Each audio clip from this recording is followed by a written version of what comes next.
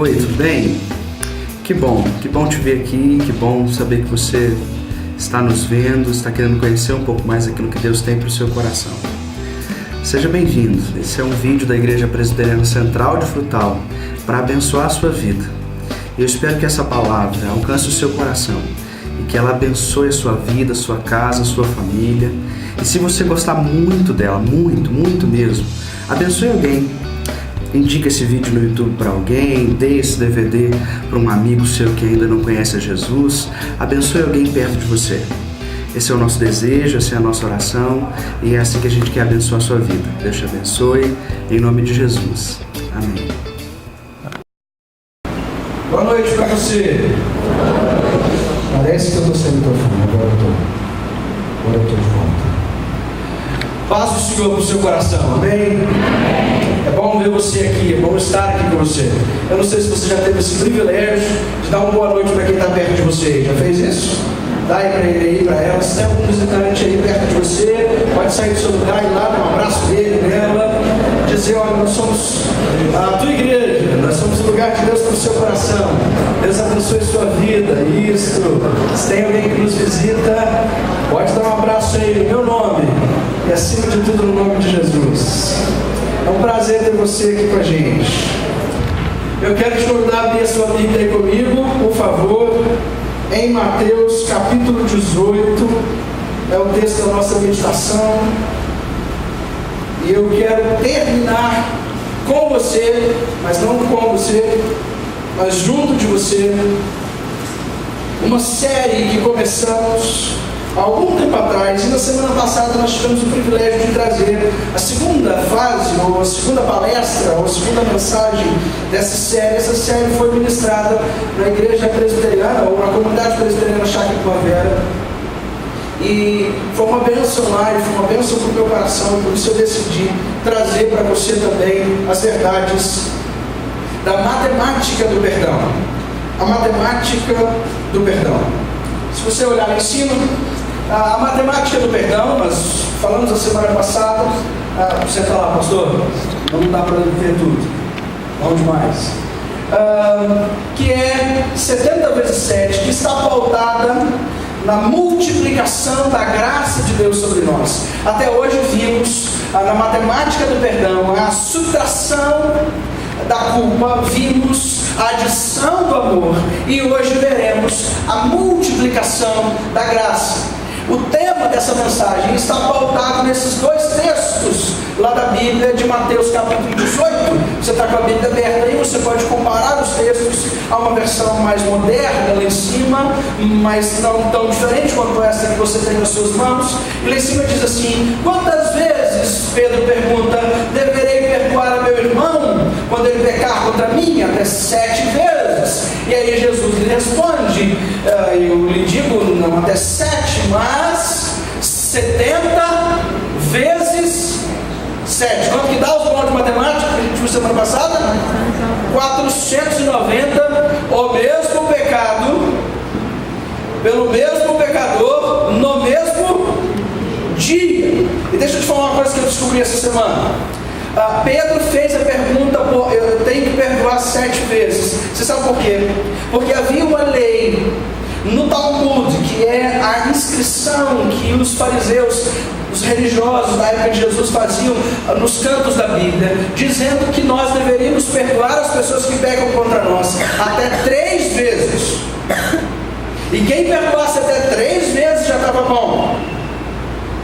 Aí Pedro diz assim: vou dar um negócio melhor ainda, afinal de contas 3 é coisa para fariseu. Então 7, Senhor.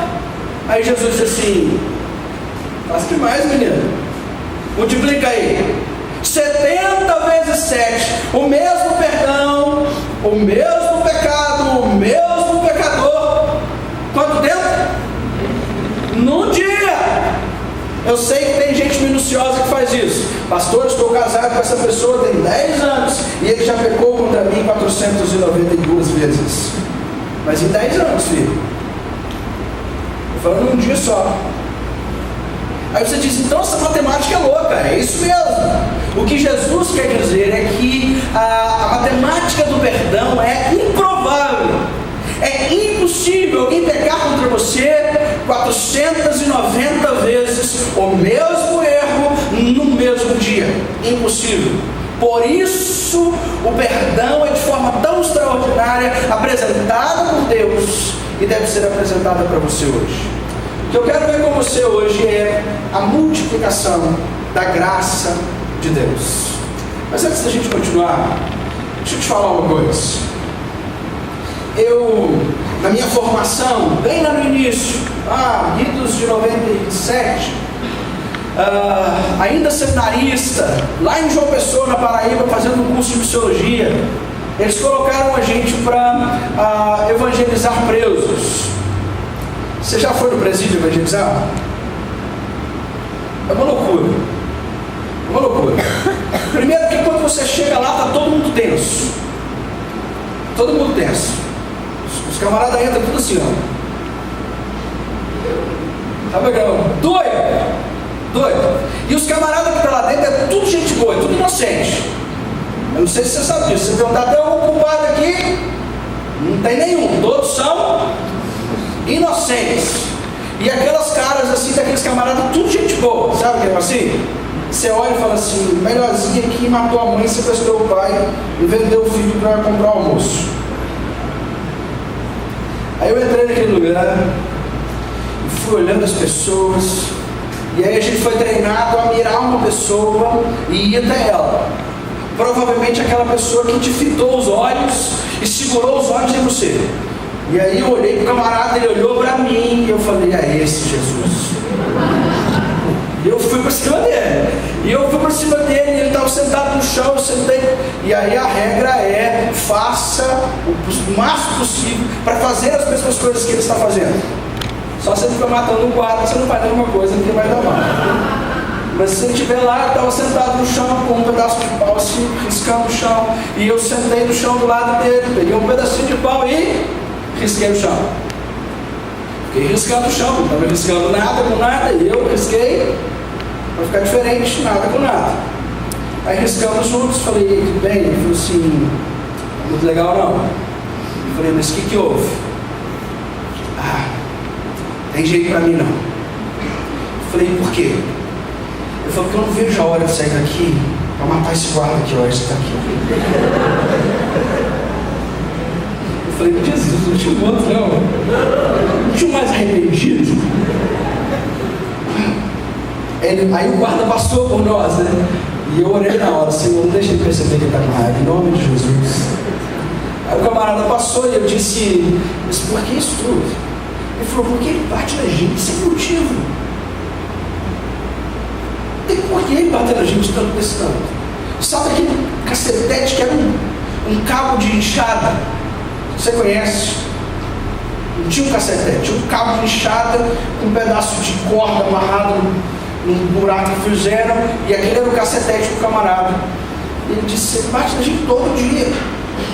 Sem motivo, tá todo mundo na fila quietinho, belezinha, retinho, ele bate num só para ver o camarada gemer. E eu vou dizer uma coisa para você, hein? Você é crente? E aí, o que responde na hora? Ele está dizendo assim, depende da expectativa do seu coração, né? Assim. Aí eu falei, sou crente. Você é pastor? Falei, estou tentando. Ele falou assim, então vou te falar uma coisa que eu não falei para ninguém. Eu sei onde ele mora, eu sei quantos filhos ele tem, e eu sei onde a esposa dele trabalha. Se eu sair daqui hoje, eu mato todos eles. Todos eles. Esse cara é muito ruim, irmãos. Nem ele, nem filho, nem mulher, ninguém merece viver da família. E eu confesso para você que eu fiquei meio sem palavras, eu tentei mudar o assunto, e graças a Deus nosso tempo acabou, e eu levantei e fui embora. A gente passou mais uns 6 meses conversando com esse camarada, e todas as vezes que eu ia lá, eu só estava para conversar com ele. Mas para encurtar a história, eu quero dizer o seguinte, que tem pessoas que estão presas lá no presídio, mas tem pessoas que estão presas fora do presídio. Aquele camarada tinha 2 prisões. A primeira, que lhe impossibilitava a chance de ir e vir na cidade. Mas a segunda, que lhe impossibilitava de experimentar mesmo naquele inferno uma centelha de paz, que era um ódio que brotou no coração daquele homem em função da violência do guarda. Talvez você esteja aqui hoje, por isso você não está na prisão de paredes. Você não está na prisão de alvenaria. Você não está numa prisão. Você pode ir, você pode vir, você pode sair daqui agora, no meio da mensagem, se levantar e ir embora. Eu espero que você não faça isso. Mas você pode. Você é livre. Você é livre para poder sair, ir e vir, voltar para casa, não ir para casa. Você é livre para fazer coisas boas e coisas ruins, mas para ir e vir. Mas talvez o seu coração esteja tão preso quanto daquele camarada que declarou o seu ódio por alguém. Mas o maior problema não são aqueles que estão presos, conscientes da sua prisão. Porque aquele camarada só estava consciente de uma prisão, a de alvenaria, a de concreto, a de ferros, a de cercas elétricas, de guardas violentos. Era a única prisão que ele reconhecia. Mas havia uma prisão muito maior naquele lugar do que apenas a prisão de alvenaria. A prisão maior era a prisão do coração dele.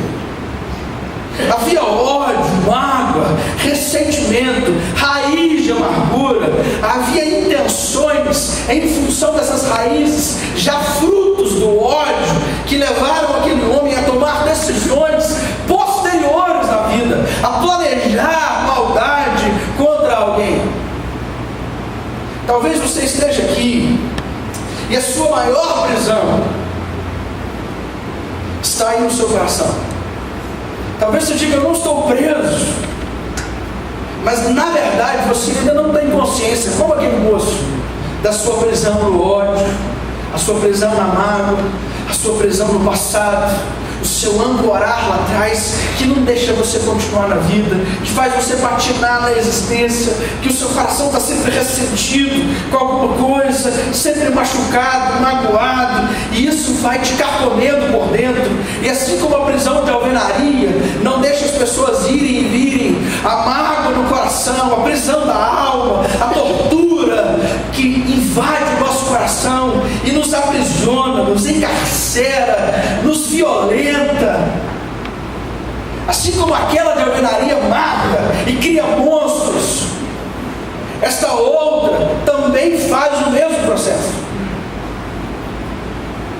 Cria monstros, cria homens e mulheres ressentidos, destruídos por dentro, que não conseguem amar ninguém, que não conseguem se dar para ninguém, que não conseguem ser amigo de ninguém, que está sempre um passo para trás, que não consegue se deixar amar e ser amado por pessoas. É por isso que é tão importante falarmos sobre perdão, graça, amor, sair da culpa.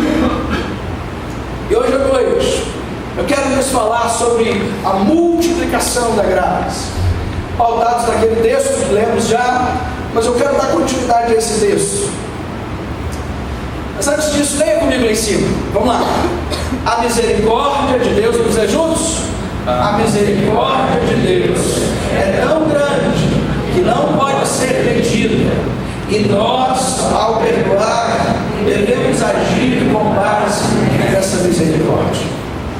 Que graça é essa, pastor, que eu tenho que multiplicar? Espera aí, você vai saber. Como é que eu faço esse negócio do perdão? Porque é fácil demais para mim falar. Inicialmente eu até queria falar para aquele moço: perdoa esse guarda. Como da outra feita fiz. E aí ele levantou a blusa e disse: você tem esse hematoma aqui? E eu disse: não. Ele falou: então faço mais para você falar. Talvez eu falar sobre perdão para você, você vai dizer: ah, pastor, o senhor não conhece minha vida, o senhor não foi filho do meu pai. Não, senhor. O senhor não sabe o que os meus filhos já me disseram. O senhor não sabe o que já aconteceu com a minha vida. Por isso fica fácil demais para vocês aí falarem sobre esse negócio de perdão, de graça, de crer. É por isso que eu quero trazer para você a palavra daquele que sabe o que é perdoar. Eu quero trazer para o seu coração a palavra daquele que entendeu esse processo. Que não é apenas um homem como eu e você, mas que foi sacrificado, que se ofereceu para que as pessoas batessem nos sofás, para que as pessoas pregassem os seus punhos e os seus pés, inocente, sem culpa. E a palavra dele é essa. Se você já abriu aí a sua Bíblia e quiser acompanhar pela sua Bíblia, ótimo. Se quiser acompanhar lá em cima comigo também, pode fazê-lo. Mas diz a Bíblia em Mateus capítulo 18, verso 23 a 35, que é a continuidade do texto que nós vimos sobre a pergunta de Pedro e a resposta de Jesus. É Jesus vai dizer assim: por isso, o reino dos céus é como um rei que desejava acertar contas com os seus servos. Quando começou o acerto, foi trazido à sua presença um que lhe devia uma enorme quantidade de prata, 10.000 talentos. Como não tinha condições de pagar, o Senhor ordenou que ele, sua mulher, seus filhos e tudo que ele possuía fosse vendidos para pagar a dívida. O servo prostrou-se diante dele e implorou: tem paciência comigo e eu te pagarei. O Senhor daquele servo teve compaixão dele, cancelou a dívida dele e o deixou ir. Mas quando aquele servo saiu, encontrou um dos seus conservos que lhe devia 100 denários. Peraí. Quanto que ele devia para o rei? 10.000 talentos. E aí ele sai e encontra um que lhe devia 100 denários. Agarrou e começou a sufocá-lo, dizendo: paga-me o que você me deve. Então o seu conservo caiu de joelhos e fez a mesma coisa que ele fez com o rei. Ele implorou e disse: tem paciência comigo e eu lhe pagarei. Mas ele não quis. Antes saiu e mandou lançá-lo na prisão até que pagasse a dívida. Quando os outros servos, companheiros dele, viram o que havia acontecido, ficaram muito tristes e foram contar ao seu senhor tudo o que havia acontecido. Então o Senhor chamou o seu servo e disse: servo mau, eu cancelei toda a sua dívida porque você me implorou. Você não devia ter tido misericórdia do seu conservo como eu tive de você? Irado, seu senhor entregou aos torturadores até que pagasse tudo o que devia. Assim também lhes fará meu Pai Celestial, disse Jesus, se cada um de vocês não perdoar de coração a seu irmão. Essa história tem 3 atos. O primeiro ato é o rei e o servo devedor de 10.000 talentos. Só para você entender um pouco melhor, 10.000 talentos equivale a um número absurdo. Só para você entender melhor o quanto vale mais ou menos isso. Todo Israel, da época de Jesus, todo Israel, Judéia, Samaria, que pagasse os impostos, todos que pagassem os impostos de um ano, não é de um mês, de um ano, dava 900 talentos.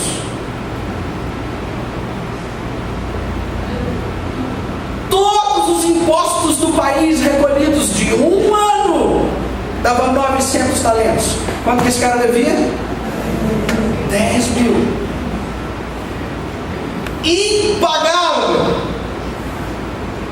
Mas ele se prostra diante do rei e diz: Senhor, é impossível mesmo que eu lhe pague. Por favor, perdoa a minha dívida, me ajuda. Deixa eu te pagar de outro jeito. E aí o que é mais interessante é que o rei não diz assim: Vamos pensar em uma outra forma de você me pagar. Foi isso que o rei falou? Não. O que o rei fez? Cancelou a dívida que havia. Cancelou a dívida. Rasgou a nota promissória que ele tinha assinado por 10 mil talentos. Na frente dele, ele disse: pode ir embora, você não me deve mais nada. Aí, imagina como é que você faz um negócio desse. Lembra daquela casa lá que você comprou? 582 prestações de R$1.200. Lembra? Imagina você chega amanhã e tem uma cartinha na sua casa. Não precisa pagar mais nada. Como é que você vai receber essa notícia? Se for um bom presente, você vai dizer: aleluia. Mas se você for um bom Pedro Paulo, você vai dizer: uau! Aleluia, Jesus! Sai pulando no meio da rua, irmão! Fica doido da Silva! Quando você recebe um negócio maluco desse, você não tinha condições de pagar nunca! Pirado! Tem que fazer sozinho um trem desse, não um pouco chama de doido, entendeu? Não dá pra fazer no público na hora da pregação. Tá? Aí esse cara sai feliz da vida e está descendo as escadarias do templo e encontra um cara que lhe devia alguma coisa. Aí vem o segundo ato. O servo perdoado de 10 mil talentos encontra o seu conservo que lhe devia 100 denários. Você sabe o que significa 100 denários? 100 denários é 100 dias do trabalho de um camarada que trabalha com as mãos. 100 dias. Deixa eu te perguntar: 100 dias de trabalho manual dá para pagar? Dá? Lógico que dá. 10 mil talentos é que não dá para pagar. Agora 100 dias dá para pagar. E o camarada faz a mesma coisa com ele, prostra os seus pés e diz: por favor, me ajuda, deixa eu pagar de outro jeito. E ele segura o camarada pelo colarinho, sufoca o cara e diz: prende esse condenado, coisa ruim, condenado, velho. Prende ele! Prende como que ele paga? Você está preso. Como que ele paga? Gente, mas sempre que a gente faz alguma coisa errada, tem alguém olhando, tem ou não tem? Honestamente para mim, não, mas crente, gente. Crente é assim. Crente, você começou a fazer alguma coisa errada, tem sempre alguém para dizer: me disseram que você era crente. Tá aí ou não tá? É a nuvem de testemunhas que diz os autores bíblicos. Só pode, gente. E tem sempre um filho do demônio para enfiar o dedo na cara da gente e falar: você é presbiteriano, você vai naquela igreja lá, que tá sabendo, um acusador. Mas é assim mesmo. Mas naquela hora tinha os caras que tinham visto o cara ser perdoado lá dentro, e agora tinha um problema aqui fora. E aí acontece o terceiro ato. A justiça do rei ao seu servo, ingrato e devedor de 10 mil talentos. Aí os caras chegam lá e falam: ó, senhor rei, eu fiquei sabendo que o senhor perdoou o camarada aí 10 mil talentos. Só que acho que o cara não entendeu esse negócio. O senhor perdoou para ele uma dívida imperdoável. E quando chegou ali fora, o cara não quis perdoar uma dívida que perto daquela que o senhor perdoou não era nada. O cara tinha que tirar os 1000 talentos e falar: camarada, toma aqui para você me deve 100, mas eu estou te emprestando mais 1000. Tinha que te dar mais alguma coisa. Mas ele era ingrato. Aí o rei diz: então chama esse camarada de volta. Chamou o camarada de volta e diz: ó, porque você é ingrato, você foi mal, você vai ser entregue aos verdugos, aos torturadores. Esses caras vão torturar você até o último dia. E aí vem uma palavra assustadora. Jesus disse assim: assim vos fará o meu Pai Celestial, se vocês não perdoarem uns aos outros. Sério esse negócio. Sério. É tão sério que nós precisamos dar uma olhada nessa história de dentro para fora e perceber o que de fato estava acontecendo lá, para a gente ser impulsionado nos nossos movimentos de perdão. A conclusão da história é clara: todo aquele que recebeu perdão deve estar pronto a perdoar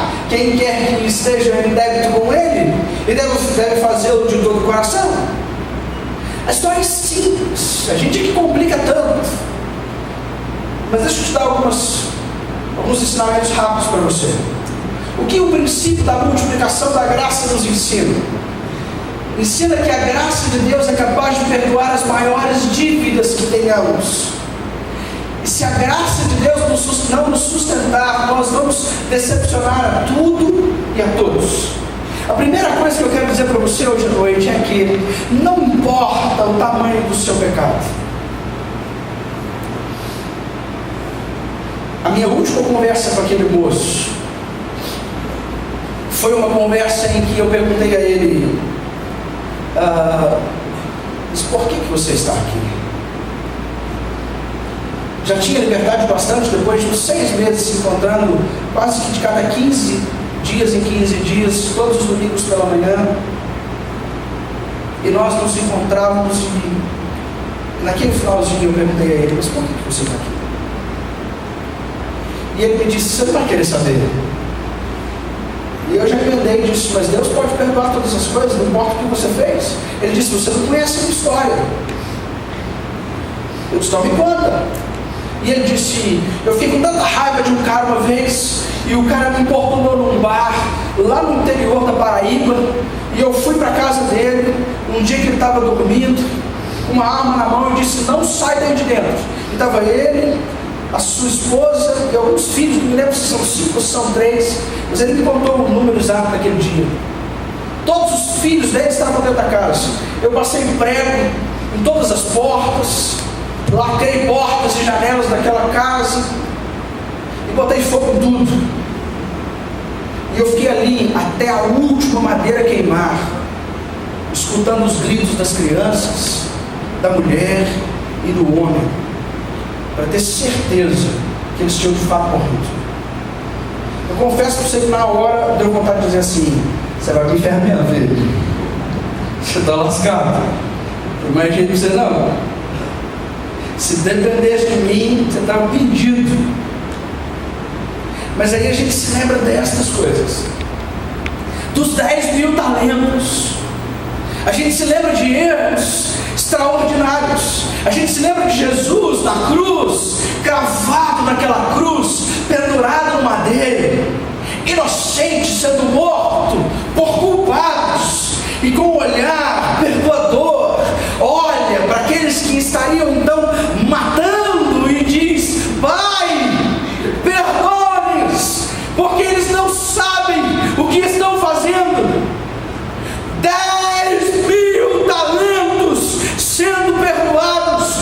Não importa até onde você foi, não importa até onde o diabo te levou na maldade, aonde a sua carne te levou na maldade, não importa o seu passado, não importa se você matou, roubou, destruiu, adquiriu aquilo que não era seu, não importa o que você fez, quanto tempo você passou na prisão, ou quanto tempo você não passou na prisão, porque nada disso importa. A graça de Deus alcança a todos e nivela a todos embaixo da graça, como miseráveis, pecadores, ruins que somos. Nós só conseguimos perdoar alguém quando entendemos que Deus nos perdoou completamente.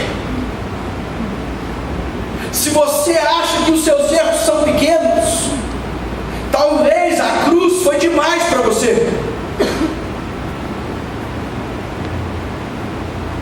Os nossos erros são tão grandes, tão absurdos, que Jesus teve que ir para a cruz, senão ele cortava um pulso um pouquinho, colocava lá e estava pago, irmão. Os nossos erros são gigantescos, violentam, vituperam a Deus. Os nossos erros levaram Jesus para aquela cruz, e não foram os seus, não foram os meus, foram os nossos. Mas eu quero dizer uma coisa: se só houvesse você neste mundo, Jesus também morreria por você. Porque a Bíblia diz que uma pessoa vale mais do que o mundo inteiro.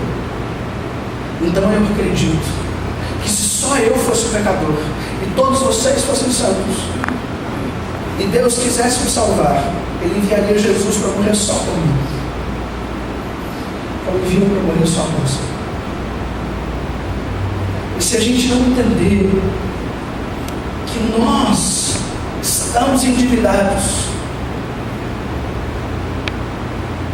nós não vamos conseguir perdoar as pessoas. 2. Segundo o princípio da multiplicação da graça, a graça não é apenas um ensino teológico, mas um desafio diário de cura e perdão a ser praticado na vida. O perdão não pode ser acolhido egoisticamente, mas deve ser vivido na prática da nossa espiritualidade. Perdoar é um desafio diário. É um desafio diário. Você sabe por quê? Porque pecado é um desafio diário. As pessoas pecam contra você. Eu gosto de contar das minhas coisas. E é lógico, eu só conto os meus pecados menores. Porque é interessante.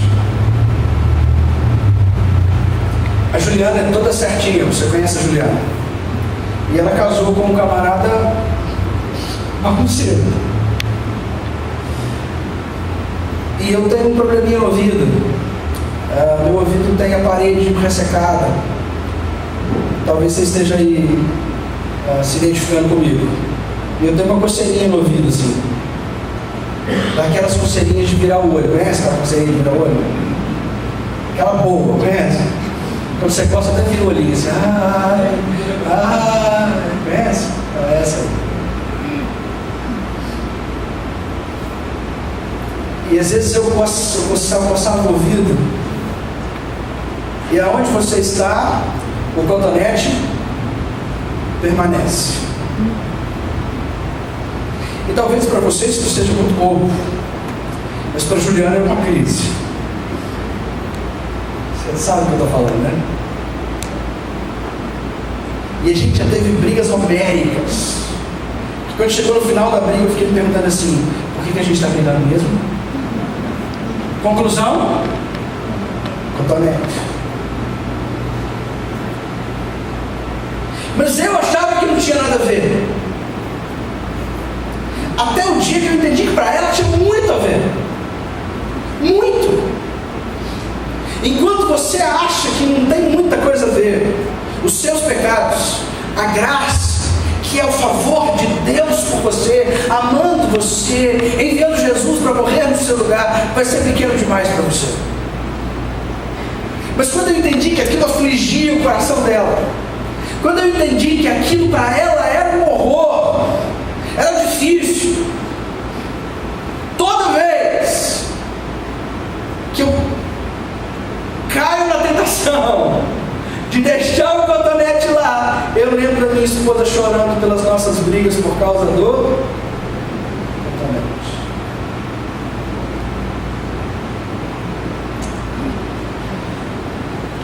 Nós guardamos as coisas das pessoas e não perdoamos as pessoas, porque ainda não entendemos o tamanho do perdão de Deus por nós. O dia que entendermos o tamanho do perdão de Deus por nós vamos entender que as pessoas também precisam ser perdoadas. Terceiro e último, a graça e a misericórdia de Deus jamais anulam a justiça divina. Por trás de toda a manifestação de bondade divina, encontra-se uma ameaça de severidade e julgamento, se essa bondade for desprezada. É isso mesmo. A Bíblia é clara, meu irmão. Se nós não perdoarmos aqueles que nos ofendem, é assim que Jesus ora, nós não seremos perdoados. A Bíblia é clara quando Jesus diz que se você não perdoar, o Pai Celestial de vocês vai lançá-los aos verdugos e aos torturadores. Isso é sério.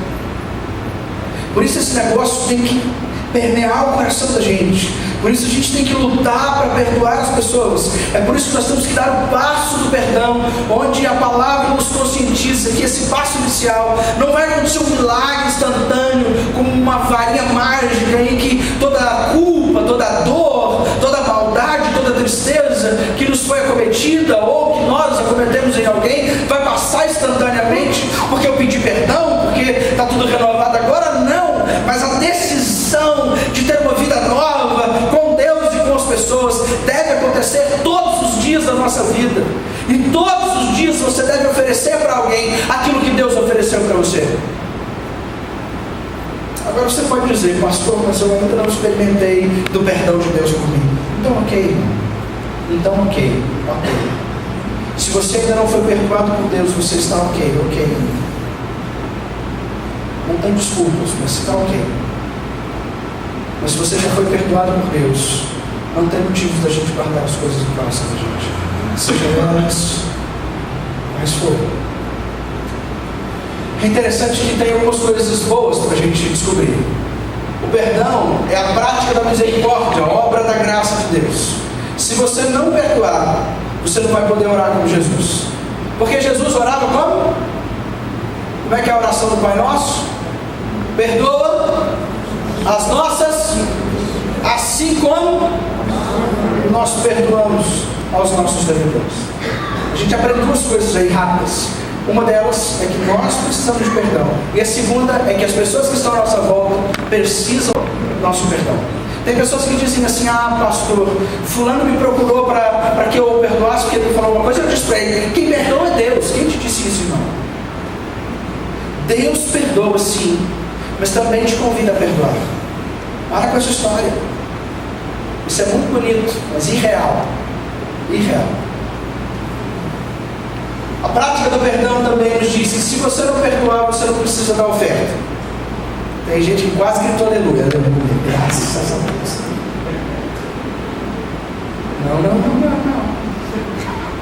Mas o texto vai continuar e você vai lendo e você vai ver que Jesus diz assim: se você souber que o seu irmão tem alguma coisa contra você e estiver aqui no templo trazendo a sua oferta, deixa a sua oferta ali, vai lá, reconcilia-te com o teu irmão e então volta e dá a sua oferta. Como a gente aprendeu com o pastor aqui, o nosso pastor na hora da ceia, o texto lá diz: examine-se a si mesmo e coma. Assim como o texto da oferta e do perdão vai lá, conscientiza-se, pede perdão, perdoa e volta e dá a oferta. Não é: então eu não posso dar oferta porque eu estou magoado com alguém. Não pode mesmo, mas também não pode continuar com nada. Não pode, não é bom para você. Se você não perdoar, você poderá vencer. É o texto da ceia. Mas eu quero terminar dizendo: a graça de Deus é concedida não àqueles que se julgam merecedores, mas àqueles que reconhecem que são pecadores. A graça que nos perdoa vem daquela cruz. Essa palavra aqui, tetelestai, eu quero te pedir permissão para dizê-la, é uma palavra grega, muito conhecida na época de Jesus. Quando alguém fazia alguma coisa e era julgado, havia uma nota que o juiz promulgava, cedia, dizendo dos crimes cometidos pelaquela pessoa. E aí essa pessoa ia para a cadeia, ia com essa nota, com essa ficha histórica dele. Paulo vai dizer que na cruz Jesus rasgou essa nota que havia contra nós. Mas essa nota de culpa também, dos crimes, quando você pagava toda a sua dívida, quando você ficou preso, tanto que você deveria ficar preso, e você não deve mais nada para ninguém, a pessoa carimbava embaixo, ou escrevia e assinava em cima. A palavra que a pessoa escrevia era esta: tetelestai. Essa palavra foi traduzida para o português como aquela palavra de Jesus na cruz: está consumado. Está tudo pago. O que eu preciso fazer para ser salvo, pastor? Nada. Mas tem alguma coisa? Tem. Crer que Jesus naquela cruz pagou os seus 10.000 talentos. O que eu preciso fazer para me sentir perdoado, pastor? É entender que Deus em Cristo pagou todas as suas dívidas. Está tudo consumado, está totalmente pago. A dívida foi totalmente cancelada e o seu perdão completamente concedido. Quero passar um vídeo para você. Tá certo aí, Gustavo? Certo aí, meninos? Para refletir. Vai preparando o vídeo aí. Reconheça a sua própria culpa na quebra de um relacionamento. Tome atitudes práticas de construir pontes para aproximar-se de vez e de cavar, em vez de cavar abismos de separação. Tome a atitude de perdoar a pessoa que está magoada com você, assim como Deus em Cristo tomou a atitude de te perdoar. Reconheça a sua própria culpa e você precisa pedir perdão. Tome atitudes práticas de construir pontes e fazer alguma coisa para se aproximar de quem errou com você, em vez de ficar cavando abismos de separação. E faça alguma coisa para que essa pessoa seja perdoada por você e por Deus. Quando feridas profundas são feitas contra nós, nunca nos curamos até que perdoamos. O perdão não muda o passado, mas o perdão amplia o futuro. Essa Karen Reid foi aqui, nós falamos no primeiro sermão.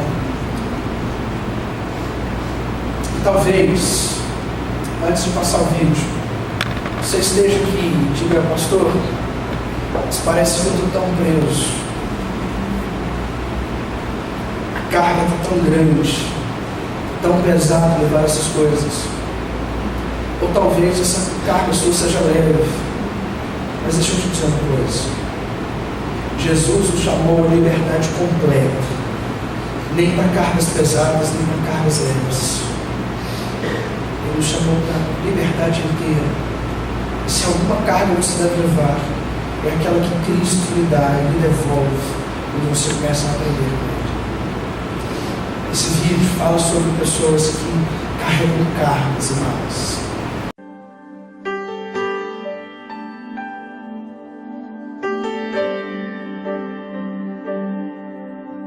I'm letting you go. I'm saying goodbye. I don't want to be angry anymore.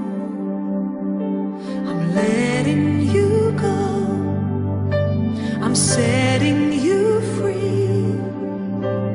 My soul has found precious relief.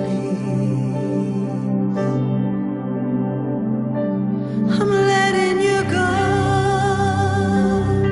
so I can let me go too, 'cause I wanna fly free like a bird. But this anger and pain is keeping me in chains. So I'm letting you go. I'm saying goodbye. I found a love that has dried my eyes. I'm letting you go. I'm setting you free, so I can finally be free. I want my heartbeat to be mercy, to be like the heartbeat of God.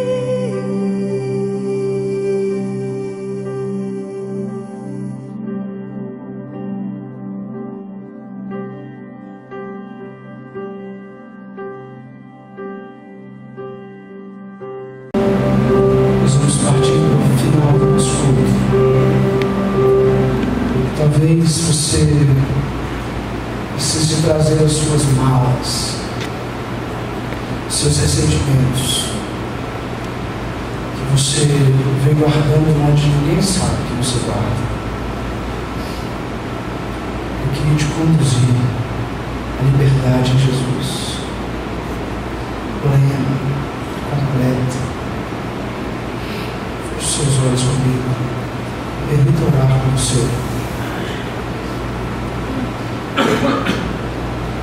Se você de alguma forma, meu irmão, meu querido, meu amigo, de alguma forma você precisa deixar alguém ir da sua vida.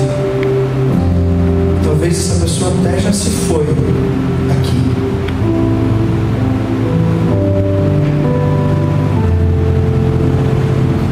Talvez você precisa deixar pessoas ir. Ou talvez você precise ir lá porque tem alguém que está com você no coração e não tem como continuar porque você está preso. Se Jesus te deu essa consciência hoje, Ele quer te libertar, Ele quer te fazer livre, completamente livre. Se você quer ser liberto, ser livre, libertar alguém, receber uma oração, de repente você diz: pastor, eu tenho outras prisões, estou preso nesse pecado, talvez seja outra coisa. Se você quer que a gente ore por você, eu quero orar com você em nome de Jesus. Se você deseja isso, se você deseja subtrair a culpa, adicionar o amor, multiplicar a graça sobre você, se você deseja ser livre, livre para caminhar, livre para viver, livre para amar e ser amado, livre, livre, livre dos resquícios, dos traumas, livre. Se você deseja isso, eu quero orar com você. Eu quero te convidar a ficar de pé no seu lugar para eu orar com você. Se você deseja isso, fique de pé. Deixa eu orar com você. Em nome de Jesus. Em nome de Jesus. Amém. Em nome de Jesus. Em nome de Jesus. Livre. Liberdade. Receba a liberdade que vem do nome de Jesus. Obrigado, Senhor, por esta noite. Obrigado pelo privilégio de estarmos na Tua casa, Deus. O lugar da liberdade. Porque é aqui que nos encontramos com o nosso Pai. E é aqui que experimentamos a cruz do Senhor. Não porque não podemos experimentar em outros lugares. Afinal, a cruz está em qualquer lugar onde joelhos se dobram, olhos lacrimejam e corações se quebrantam. Deus, mas aqui nesta hora, juntos, como comunidade, como irmãos, como queridos, nós queremos dizer para o Senhor que nós queremos sair daqui livres, limpos, sem pesos, sem malas.